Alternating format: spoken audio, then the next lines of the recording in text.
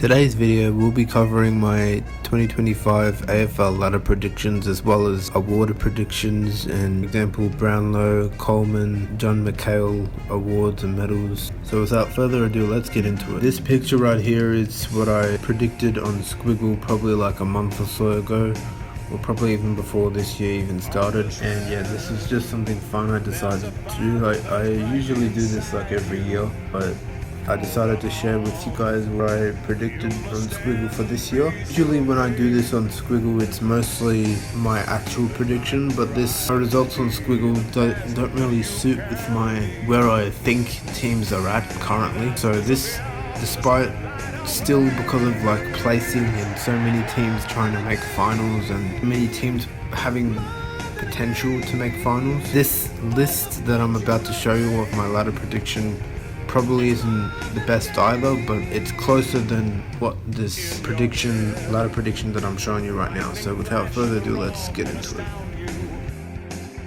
In 18th, I've got the Richmond Tigers. Now, Richmond, seeing their previous decline on the ladder and now finishing with the wooden spoon last year, unfortunately for Tigers fans, they've still got a long way to go in terms of this buildment, them climbing the ladder, getting them back to where they used to be. But yeah, on top of that, I think they're gonna get the spoon again. I mean, it doesn't help the fact that they got no trades. They lost a lot of good players like Liam Baker, Shai Bolton, Jack Graham, and even Daniel Rioli. Yeah, that's a pretty easy one for me. For 17th, this might come as a bit of a surprise to most people, but I've put the Melbourne Demons into 17th. Now, I still believe that they generally do have a lot of good talent in Petrarca, Clayton Oliver, Bailey Fridge, Cozzy Pickett, but just like Richmond, their recent decline, and especially last year, a lot of a shock how far down they dropped. You know, they haven't been as good as they have been in 2021, and I feel like a lot of, especially AFL YouTubers say this all the time, but they always at least some of the talent that they had in their 2021 premiership, but they haven't been able to capitalise on that talent that they have, and I feel like that's the reason that they dropped off last year. And my prediction for Melbourne is that they're going to continue dropping down. They'll get some decent wins, but I feel like their 17th will be a similar 17th to Collingwood finishing 17th the year they won the premiership, because if you look in and around the last 17th people, how many wins they've got compared to how much wins Collingwood got in 17th 2021. We got 6 wins and we were 17th. That's not bad. I do generally think you could maybe finish just above the bottom 5, but yeah, it's not looking good for you guys either. And also to mention that you guys lost Alex Neil-Bullen, which I reckon was a pretty important player. You guys received Harry Sharp and Tom Campbell. Now honestly, I haven't heard of either of these names, so who knows, maybe there could be the 2 stars of Melbourne that take them back up. I don't really know, but yeah. Now, just like how they finished last year, I've got West Coast in 16th. Yeah, this may look like that, I don't expect West Coast to do much or compile much, but I feel like this year would be a pretty important year for West Coast. It's an important year, part of their rebuild, I would say. They're still in the rebuild phase, but say for example, they're a lot more into it, say, than like Richmond, for example. But yeah, West Coast, they picked up 2 pretty good drafts in Matt Owies and Jack Graham. They also got Liam Baker as well. So yeah, I feel like those few players, from what I know about, I think they're all midfielders, I'm not 100% sure. But yeah, I reckon they could help West Coast quite a lot. Especially, I feel like a lot of West Coast seniors that are still in the club soon to retire. If there's no retirees this year, they'll be in the next coming years. I reckon West Coast, they got a lot of like good young talent, but yeah, they just started off on a bad start. Yeah, I would say they would pick up their loss. The loss will also pick up, and they'll end up in the same position. But mentally, they'll be ready for even bigger build-up next year. I'm talking 2026 for that. But yeah, 16th for West Coast. Okay, so for 15th, I've got North Melbourne, and you know, with the trades that they got in the off season, I'm pretty excited to see how they will do on top of Alistair Clarkson. You know, they may with Alistair Clarkson, he's having a bit of shaky start so far, first couple of years with North Melbourne, but I feel like with these new players recruited, such as Jack Darling, Caleb Daniel, Luke Parker, Jacob Constantine, those players, especially the first three I mentioned, they have a lot of experience in them, and that'll impact into North Melbourne, especially the fact that most of the North Melbourne players, all of them obviously, but it's quite a young team, and I feel like that's where North have been struggling a little bit, but they've been compelling a little bit better than teams like West Coast. But I would say both teams are kind of in a similar boat. But I feel like North, with these players in particular, they'll be able to bounce up a little bit more, possibly even get out of the bottom five.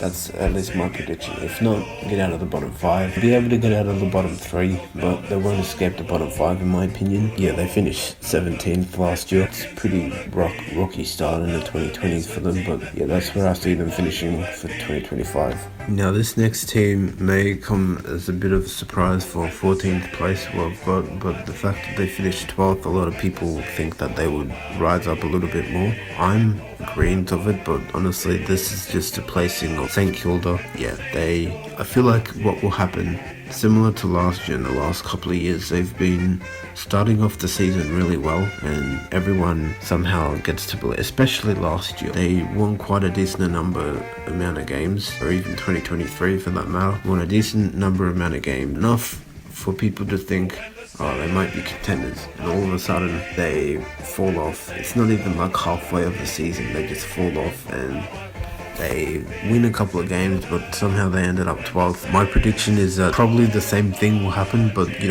with the last couple of years being so tight, especially within the ladder, they'll get caught up with all the traffic of the ladder, if you know what I mean. They also picked up Jack McRae, which I feel like would help experience and also possibly depth within the team, but I feel like Ross Lyon, he may have to make some changes and stuff. They unfortunately lost Josh Battle in off season, but yeah, so for 13th, this might be similar to St Kilda, but I've got the Bulldogs, and both of these teams placing were just honestly based on, there were so many other teams, not that I think that they have more chance in making the 8, but there is a possibility that these things could happen. There's also other contributions as to why they could end up in this situation. So for example, the Dogs, they lost a lot of good players in the off-season, such as Bailey Smith, Caleb Daniel, Jack McRae. They picked up Matt Kennedy. They finished 6th last year. Usually they either just miss the 8 or just sneak into the 8, but they're not doing that much. What I expect from the Bulldogs, just like St Kilda, they'll win quite a lot of good games, but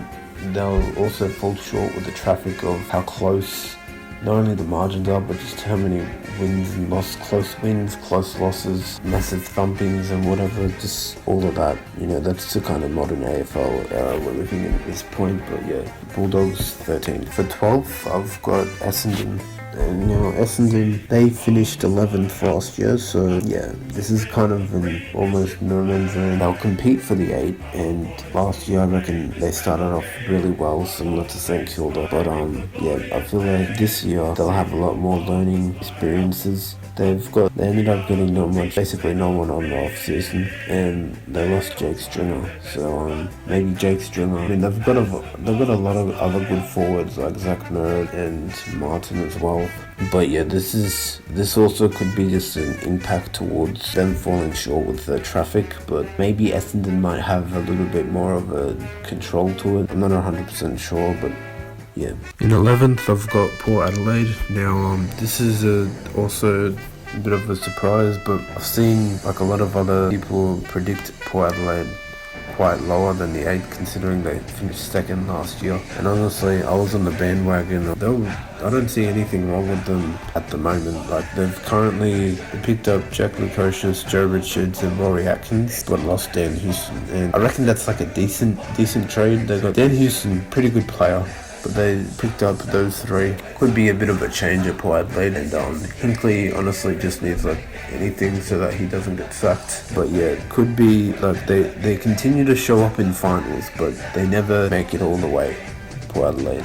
And that could be a continuing factor. But I feel like if Port Adelaide actually do finish where I predicted them in 11th, Hinkley's probably going to get sacked most likely. For those also really on the bandwagon of like Port Adelaide finishing out of the 8. I don't understand it. Like, they still got a lot of good players. Like, they got Butters, Radagalia, Dersma, a lot of good players in Port Adelaide, and that's how they've been able to stay relevant in the finals for quite a decent time, at least in the 2020s. And yeah, I don't know. I just got Port Adelaide at 11th. Now for 10th, I've got Adelaide, and this is a bit of them making a bit of a comeback after finishing they finished 15th last year. Not really a good start, but they would be expecting to come back into the finals after like a year and a bit now. Everyone waiting for them to make finals again, and yeah, they haven't been showing as good as everyone's been expecting from them.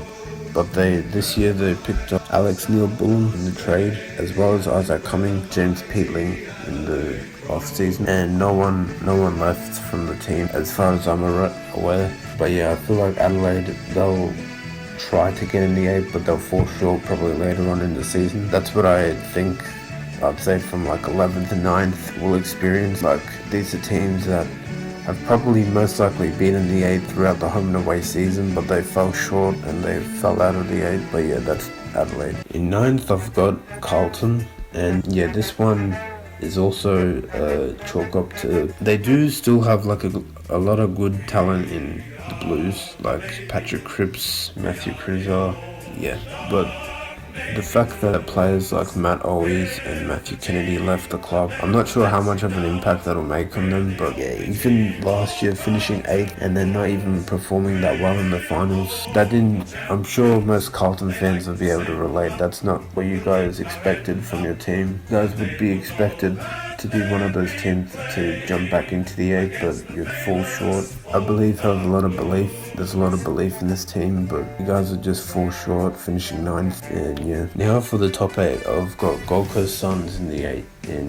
8th position. Yeah, them finishing 13th last year, I feel like was a bit of a downer. They had towards like the first part of the season as well as the middle bit of the season, they had some hope, but then started falling again. Just felt like the regular Gold Coast we're used to. But with the new arrivals, John Noble, Elliot Himmelberg and Daniel Rioli joining the club, they may have a bit of a chance. And you know, just like North Melbourne with Alistair Clarkson, both Alistair and Damien Hardwick would have to experience their new teams and experience the new good experience that these teams have got, because both North and Gold Coast, I reckon, have gotten pretty good players in this draft, and if they're wise about it, they can use it to their advantage with already other good players that they've got. To be honest, I'm just waiting to see if Gold Coast can make the 8, and you know, who knows what they could do. Whatever they do, they're literally making history, because it would be the first time they made the 8. Also, they lost Jack Lukosius and Wally Atkins in the off season as well. Yeah, truth be told, they could make history this year. Okay, for 7th spot we've got Sydney, and yeah, you know, for Sydney, losing that grand final, almost like a deja vu from 2022 when they lost to Geelong. It's got to be like one of the worst things to not only be smashed in a grand final, but then be smashed not long later in a similar grand final. Making a grand final is already difficult enough, and just losing it not by that much twice, that's got to be like sad. But hopefully the new coach, I think it's Dean Cox, I think his name is, previously a West Coast player, the one that led them in the 2006 premiership. Yeah, it's almost, I would say it's similar to Craig McRae being part of the 3-peat, beating Collingwood. And then Dean Cox being part of them, I'd reckon most people consider one of the best grand finals of the 21st century. But yeah, for Sydney, hopefully they don't make the same mistakes again, but regardless of any of that, I still believe they strongly have a lot of good talent in them. Losing players such as Luke Parker and Jacob Constantine. Luke Parker definitely is a pretty big loss, but they still got players like Mills, Blakely, Chad Warner, Finley. They'll make up for them. They'll make up. But unfortunately, they weren't able to get any picks or any drafts with Parker and Constantine leaving. Yeah, they're finishing 7th mainly because they could be think of it like this.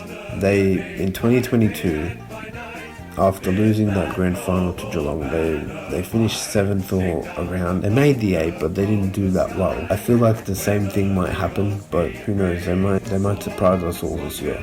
So, fingers crossed for Sydney fans. But yeah, that's where I've got Sydney. For 6th spot, I've got Fremantle. Now, after Freo missing the 8, finishing 10th last year, they were competing pretty well throughout the home and away season, remaining in the 8. This year, I feel like players coming in like Shai Bolton, I feel like he won't impact it. He's only one player, but one really good forward, along with already the other players they've got, they would impact the team. Regardless of whether they got Bolton or not, I feel like they may be onto something. Like they're on a bit of a rise for you. But then again, they're also one of those teams that they're pretty unpredictable.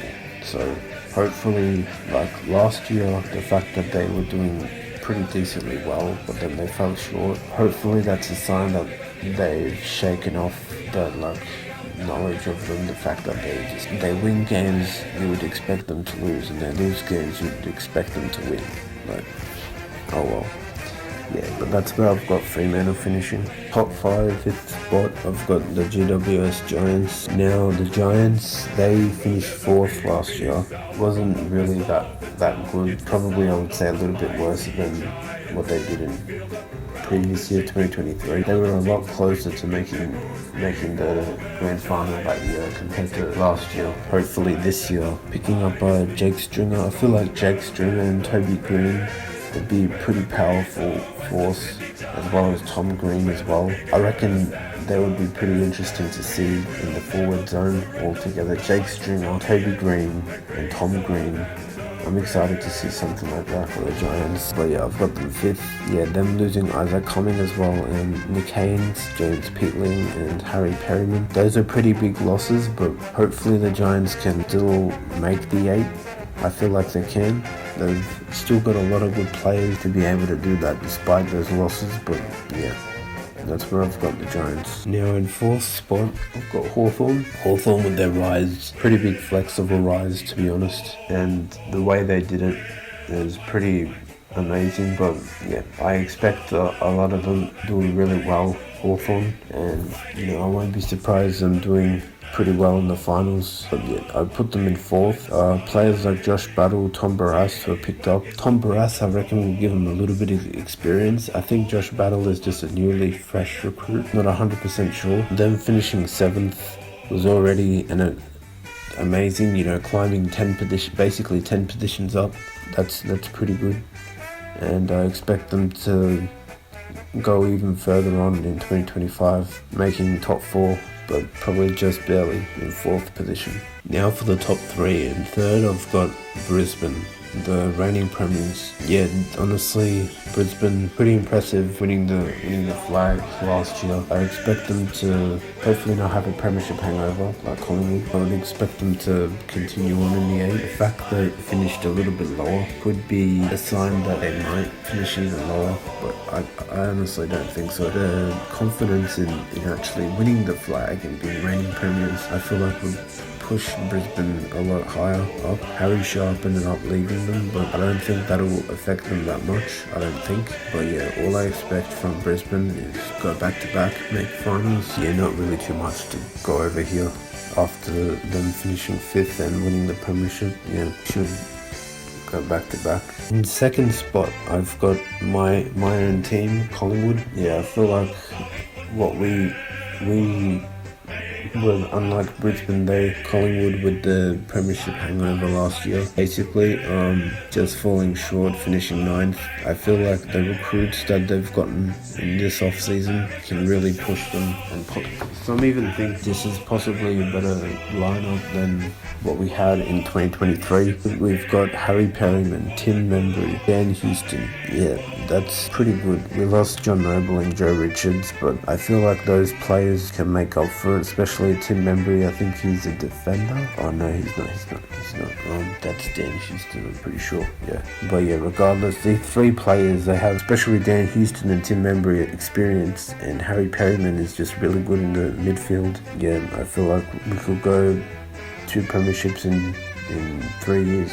but who knows. So in last place, I'm just kidding. In first place, I've got the Geelong Cats. Now, Geelong, they are considered within a lot of other teams to be one of the most consistent appearing in finals and also being one of the most dominant teams within home and away seasons, especially recently, but also in the past as well, at least within the 21st century. But within recent time, as of what I believe will happen for Geelong in 2025, this year will be another one of those Geelong dominant. I'm not 100% sure, but I'm sure Geelong will be pretty dominant, because last year a lot of people probably thought they might drop off possibly. Some people predicted them to still do well, but I predict Geelong is probably going to have a dominant season, whether they end up minor premiers as I predict or not. Yeah, them adding to their list Bailey Smith with an already pretty established